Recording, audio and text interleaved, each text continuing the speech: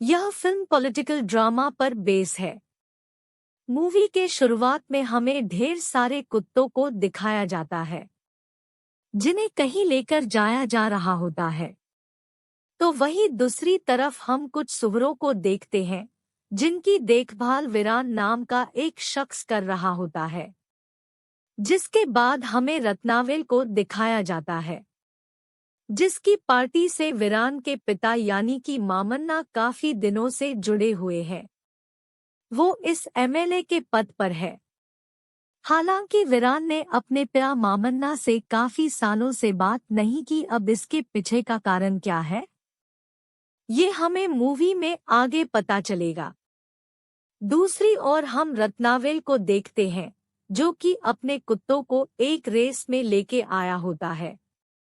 दरअसल ये कुत्तों की रेस रत्नावेल ने ही शुरू की थी, इसलिए रत्नावेल इस रेस को समय समय पर करवाता रहता है। अब इस रेस में रत्नावेल का कुत्ता हार जाता है। इससे रत्नावेल को बहुत गुस्सा आ जाता है, पर सबके सामने वो खुद को कंट्रोल करता है। इधर वीरान को हम कुछ बच्चों को मार्शल आर्ट्स की क्लास देते हुए देखते हैं और हम जान पाते हैं कि वीरान अपने पालतू सुअरों को पालने के साथ साथ मार्शल आर्टिस्ट भी है। वो दिन भर इन्हीं चीजों में बिजी रहता है। वहीं रत्नावेल की बात करें तो वो रेस में हारने वाले एक कुत्ते को बांधकर उसे तब तक राड से मारता है जब तक उसकी चीखें शांत नहीं हो जाती। इससे हमें ये समझता है कि रत्नावेल कितना खतरनाक और बेरहम है। इसके बाद हम लीला नाम की लड़की को देखते हैं जो कि फ्री में गरीब स्टूडेंट्स को कोचिंग पढ़ाती है। अब क्योंकि उसने कोचिंग सेंटर किराए की बिल्डिंग में लिया होता है तो उसका ओनर लीला से कहता है, मुझे लगातार काफी दिनों से धमकियां मिल रही है और क्योंकि वो लोग बहुत पावरफुल है तो उनकी बात मुझे माननी पड़ेगी। इसलिए तुम प्लीज अपना कोचिंग सेंटर कहीं और लेकर जाओ। उसके इस बात से लीला उसे कहती है कि आखिर कौन आपको ऐसा करने के लिए कह रहा है। भला गरीब स्टूडेंट्स के पढ़ने से किसे दिक्कत हो सकती है। बाकी रही खाली करने की बात, तो मैंने आपसे 3 साल का अग्रीमेंट किया है और अभी सिर्फ 4 महीने बीते हैं, तो उससे पहले आप हमें खाली करने के लिए ना ही कहे तो अच्छा है। वो आदमी लीला को पैसे भी ऑफर करता है मगर वो लेने से मना करती है क्योंकि वो आदमी ये नहीं बता रहा होता है कि आखिर उस पे ये दबाव कौन बना रहा है। उसके जाने के बाद लीला की दोस्त उसे कहती है कि हमें वीरान से इस मामले में बात करनी चाहिए क्योंकि उसके पिता एमएलए हैं। पर लीला को ये बात मंजूर नहीं थी क्योंकि वीरान लीला के ही कॉलेज में पढ़ता है और साथ ही वो लीला को पसंद भी करता है। तो वहीं लीला को लगता है कि वीरान काफी ज्यादा घमंडी है क्योंकि वो एमएलए का बेटा है। इसलिए ना तो कभी वीरान की उससे बात करने की हिम्मत होती है और ना ही लीला ने उससे कभी बात करी। यही वजह होती है कि वो उसके पास मदद मांगने के लिए नहीं जाना चाहती, मगर ये स्टूडेंट्स के लिए बहुत जरूरी होता है। इसलिए वो अपने दोस्तों के साथ वीरान के घर चली जाती है जहां उसकी मुलाकात मामन्ना और वीरान की मां के साथ होती है।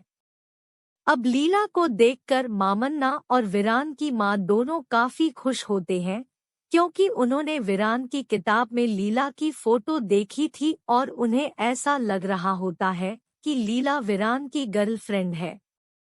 इसलिए मामन्ना तो खुद बाहर चला जाता है और वीरान की मां लीला को अपने पास रोककर बाकी सभी को वीरान से मिलने भेज देती है। यहाँ वीरान की मां तो लीला से उसके और वीरान के रिश्ते के बारे में बहुत कुछ पूछ लेती है, जिस पर लीला बताती है कि हमने आज तक कभी बात भी नहीं की। जवाब में वीरान की मां कहती है कि उसने तुमसे भी बात नहीं की, जैसे वो अपने पापा से कभी बात नहीं करता। लीला इस पर सवाल करती है कि आखिर वीरान अपने पापा से क्यों बात नहीं करता। तो वीरान की माँ उसे इसके पीछे का कारण बताती है। जब वीरान छोटा था, तब एक दिन उसने और उसके दोस्तों ने मिलकर एक सूअर को मरने से बचाया था क्योंकि उसकी बलि दी जा रही थी। उन्होंने उस सूअर को खोल दिया था। फिर इसी खुशी में वीरान अपने दोस्तों के साथ एक कुएं में नहाने लगा, जो कि ऊंची जाति वालों का था। और जब उन्हें पता चलता है कि नीची जाति के कुछ लोग कुएं में नहा रहे हैं, तो उन्होंने बिना कुछ सोचे वीरान और उसके दोस्तों पर पत्थर चलाना शुरू कर दिया, जिससे वो सभी घायल होकर रो रहे थे। लेकिन इसके बाद भी लोगों ने पत्थर मारने बंद नहीं किए। इस इंसिडेंट से वीरान ही बचकर निकल पाया। बाकी सभी बच्चों को उन लोगों ने तब तक मारा जब तक वो मर नहीं गए। वीरान इस घटना से काफी ज्यादा डरा हुआ था। उधर वो गिरते पड़ते अपने घर पहुंचा, तो वो अपने पिता मामन्ना से इस बारे में बात करता है। वो बहुत ज्यादा घायल हो चुका था। उसकी इस हालत को देखकर मामन्ना गांव के पॉलिटिकल लीडर यानी कि रत्नावेल के पास गए, उनसे इस डर में मदद मांगने के लिए। लेकिन वो उल्टा मामन्ना को समझाते हैं कि कुछ ही दिनों में इलेक्शन होने वाला है और अगर अभी हमने कुछ किया तो दोनों जातियों में झगड़ा शुरू हो जाएगा। इससे कई और लोगों की जान भी जा सकती है। साथ ही हम तुम्हें पार्टी में अच्छी पोजीशन दिलाने वाले हैं। दरअसल उस वक्त मामन्ना एमएलए नहीं था, वो तो बस एक पार्टी का कार्यकर्ता था, जिस वजह से उस वक्त कुछ नहीं कर पाया। और यही वजह थी कि मामन्ना से वीरान ने तब से बात करना बंद कर दिया। और फिर एक रात वो घर से भाग गया, जिस दौरान वीरान को उसके गुरु मिल गए, जिन्होंने उसे मार्शल आर्ट्स सिखाया। और वहां कभी कभी मामन्ना और उसकी बीवी अपने बेटे से मिलने के लिए आते थे। वीरान ने मामन्ना से पिछले 15 सालों से बात नहीं की, जो बात जानने के बाद लीला वीरान के पास जाती है, जहां वो उससे कहती है कि आज तक मैं तुम्हें गलत समझ रही थी। इतना कहने के बाद वो उससे हाथ मिलाती है।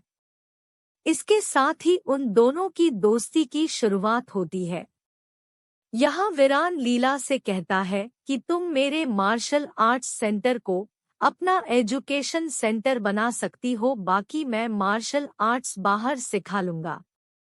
अब इसके बाद वीरान और लीला साथ में घूमना फिरना, एक दूसरे के घर आना जाना, ये सब शुरू कर देते हैं, जिससे इनके बीच की दोस्ती और प्यार बढ़ जाता है। बाकी इसी दौरान कोचिंग सेंटर दूसरी जगह शिफ्ट करने के बाद भी लीला को धमकी भरे फोन कॉल्स आ रहे होते हैं, जिसमें उसको बोला जाता है कि वो अपने कोचिंग सेंटर को हमेशा हमेशा के लिए बंद कर दे, नहीं तो उसके लिए अच्छा नहीं होगा। पर लीला इन धमकियों से डरती नहीं और वीरान भी इसे ज्यादा सीरियसली नहीं लेता। न जिस कारण इत्फाक से एक शाम जब वीरान और लीला कोचिंग सेंटर में नहीं होते, तभी वहां पर कुछ गुंडे हमला कर देते हैं और वहां की एक चीज को तोड़ने के साथ साथ स्टूडेंट्स को भी मारते हैं। इस बात के बारे में जैसे ही वीरान और लीला को पता चलता है, तो वो भागते हुए वहां पर आ जाते हैं। यहाँ सब कुछ तहस नहस हो चुका होता है, यहाँ तक कि उन्होंने वीरान के गुरु की फोटो भी नहीं छोड़ी। यही चीज तो वीरान बर्दाश्त नहीं कर पाया और जैसे ही उसे पता चलता है कि ये काम किसी दूसरी कोचिंग सेंटर के लोगों ने किया, तो वो लीला और अपने सारे दोस्तों को लेकर आधी रात को उस कोचिंग सेंटर में घुसकर वहां सब कुछ तोड़ फोड़ कर देता है। अब ये बात इतने में खत्म नहीं होने वाली थी, क्योंकि जिस कोचिंग सेंटर को वीरान ने तोड़ा था वो रत्नावेल के भाई का था और उसने लीला के कोचिंग सेंटर पर इसलिए हमला करवाया था क्योंकि वो फ्री में बच्चों को पढ़ा रही थी। इससे रत्नावेल के भाई का भी नुकसान हो रहा था। इसके बारे में जब रत्नावेल को पता लगता है तो वो उसके भाई को डांट कर कहता है कि 1 महीने में इलेक्शन होने वाले हैं और तुम ये सब करते फिर रहे हो। इसी बीच रत्नावेल का एक आदमी उसे बताता है कि इस तोड़ फोड़ को करने आए लोगों में मामन्ना का लड़का वीरान भी था। अब ये चीज को सुनकर रत्नावेल काफी खुश हो जाता है और कहता है कि ये तो आपस की बात हो गई। वो मामन्ना को उसके बेटे वीरान के साथ बात करने के लिए अपने घर बुलाता है, जिसके लिए जब मामन्ना वीरान को फोन करता है तो वो अपने पिता की किसी बात का जवाब नहीं देता। इस पर मामन्ना उसे कहता है कि बेटा उन्होंने हमें बुलाया है तो चलो उनसे मिलकर आते हैं, बाकी मैं तुम्हें फोर्स नहीं करूंगा, पर इतना समझ लो कि तुम्हारा बाप वही गलती दोबारा नहीं दोहराएगा, इसलिए अगर मन करे तो आ जाना। यहाँ मामन्ना की बात को सुनते सुनते वीरान रत्नावेल के घर पहुंच जाता है, जहां रत्नावेल वीरान को बैठने के लिए कहता है जबकि मामन्ना खड़ा होता है।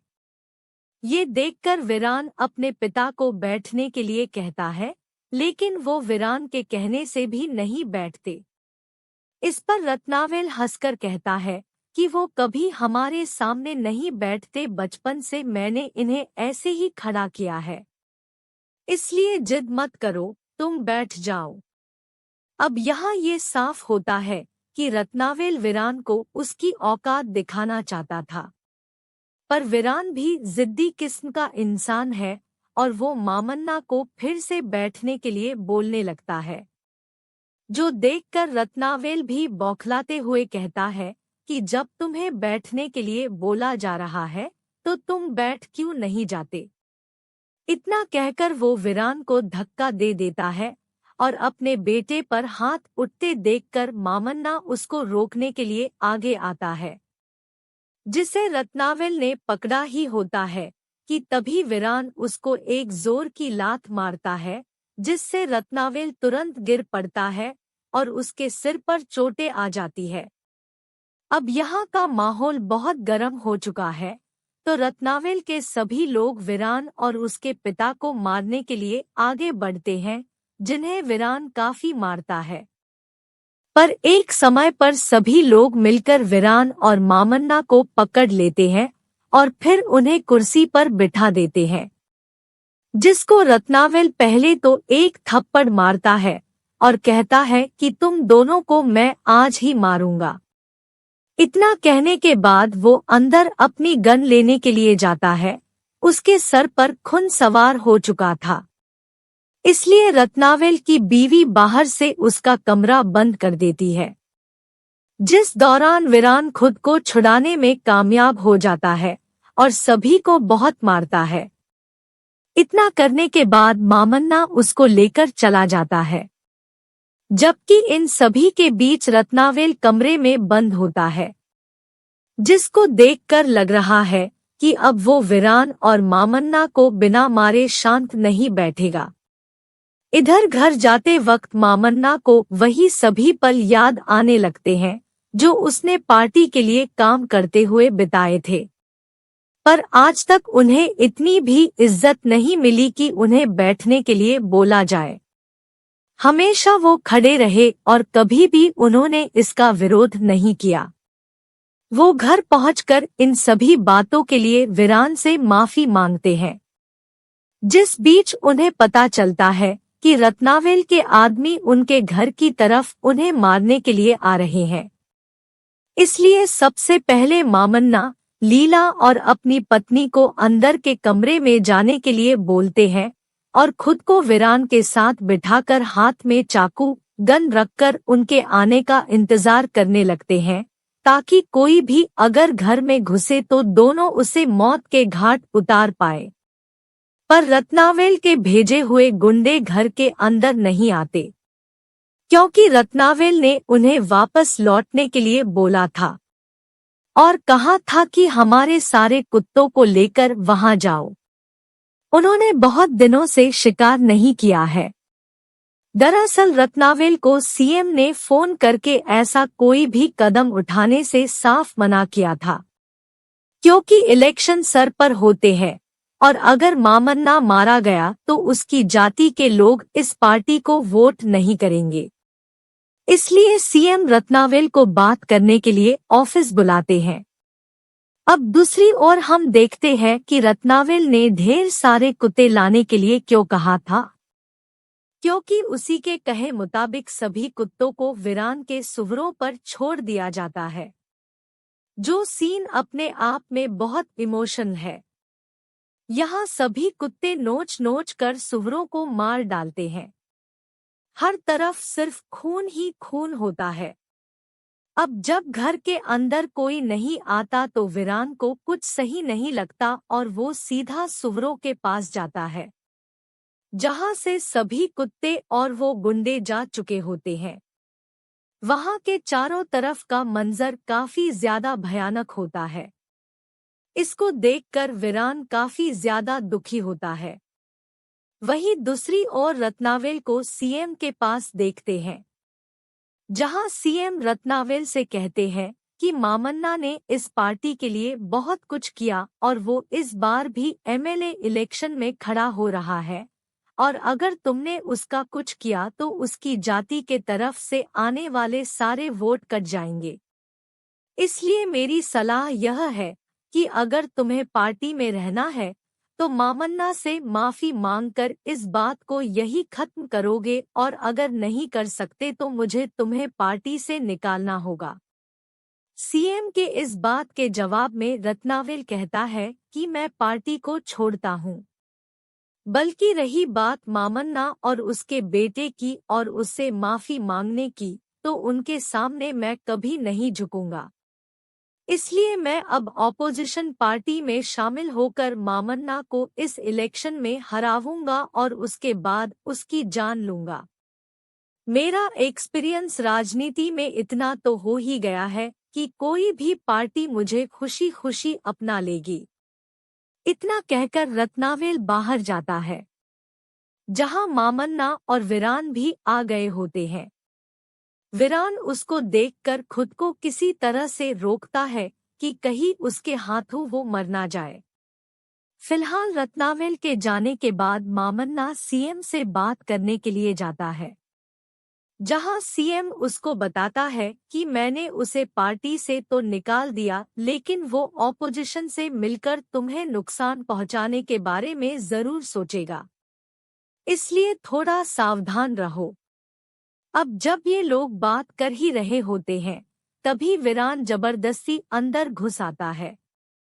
इसको देखकर सीएम कहता है कि बेटा चिंता मत करो, मैंने तुम्हारे पापा को खड़ा नहीं रखा है। मामन्ना को वहां बैठा देखकर वीरान चुपचाप बाहर जाता है। सीएम मामन्ना से इस इलेक्शन को लड़ने के लिए कहता है, क्योंकि अब ये पार्टी उसे खुद ही संभालनी है।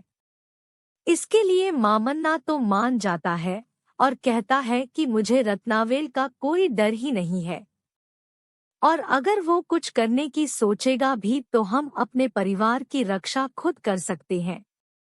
जिसके साथ ही रत्नावेल और मामन्ना के बीच इलेक्शन की लड़ाई शुरू होती है, जिसे जीतने के लिए रत्नावेल अपनी तरफ से मामन्ना के ही जाति का एक आदमी खड़ा करता है।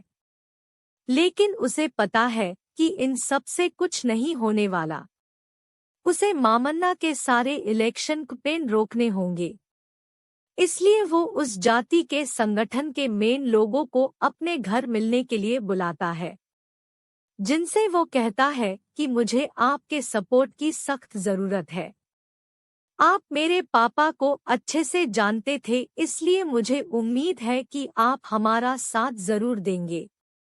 मैं बस इतना चाहता हूँ कि आप मामन्ना या उसकी पार्टी की किसी भी सदस्य को अपने गांव में घुसने ना दे। इस पर सामने वाला आदमी रत्नावेल से कहता है कि तुमने पहले कई बार हमारा अपमान किया, इसलिए तुम अगर अपने किए के लिए माफी मांग लो तो हम तुम्हारा हमेशा साथ देंगे। रत्नावेल उनसे हाथ जोड़कर माफी मांगता है तो वो कहते हैं कि हमारे यहाँ का रिवाज है कि अगर आपको किसी से माफी मांगनी है तो सामने वाले के पैर पर गिरना होगा। ये मत समझना कि इसमें कुछ भी पर्सनल है, बाकी सच में हमारा रिवाज यही है। उनकी इस बात को सुनकर रत्नावेल को काफी गुस्सा आता है। वो पहले अंदर जाकर खुद को संभालता है और फिर बाहर आकर सामने वाले के पैरों में गिरकर माफी मांग लेता है, क्योंकि उसे मामन्ना को हराने का भूत सवार है। यहाँ वो लोग रत्नावेल का साथ देने के लिए मान जाते हैं और अगले ही दिन वो मामन्ना को अपने गांव में घुसने से रोकना चालू कर देते हैं। यहाँ तक कि वो मामन्ना के खिलाफ नारे भी लगाते हैं। इस चीज को देखकर मामन्ना के साथ वीरान को भी समझ में नहीं आता कि वो क्या करे, लेकिन तभी उसे बाहर से कुछ आवाजें आती है और वो बाहर आता है तो देखता है कि वहाँ ढेर सारे स्टूडेंट्स खड़े हुए हैं। वो सभी मामन्ना के साथ होते हैं, क्योंकि वीरान और लीला ने मिलकर उन्हें फ्री कोचिंग दी है। वो कहते हैं कि हमें आप जैसा लीडर चाहिए जो बिना जाति के भेदभाव के सभी को मौका दे, हम भी आप सभी के साथ हैं। उनकी इस बात को सुनकर वीरान और लीला उनमें से एक स्टूडेंट के घर जाते हैं, जहां कुछ जगह के लोग वीरान को निकल जाने के लिए बोल देते हैं, जबकि उस स्टूडेंट के यहाँ वो मेहमान बनकर आया होता है। और यहाँ वो लोग वीरान को कुछ ऐसे शब्द बोल देते हैं कि वीरान उनको बहुत मारता है, क्योंकि गाँव वाले हंगामा कर सकते थे। इसलिए लीला वीरान को लेकर चली जाती है। इधर जब रत्नावेल को पता चलता है कि स्टूडेंट्स मामन्ना का साथ दे रहे हैं, तो वो इस बारे में जाति संगठन के लीडर से सवाल करता है, और क्योंकि उसने रत्नावेल को किसी और के पैरों पर झुकने के लिए मजबूर किया था, तो रत्नावेल उसे जान से मार डालता है।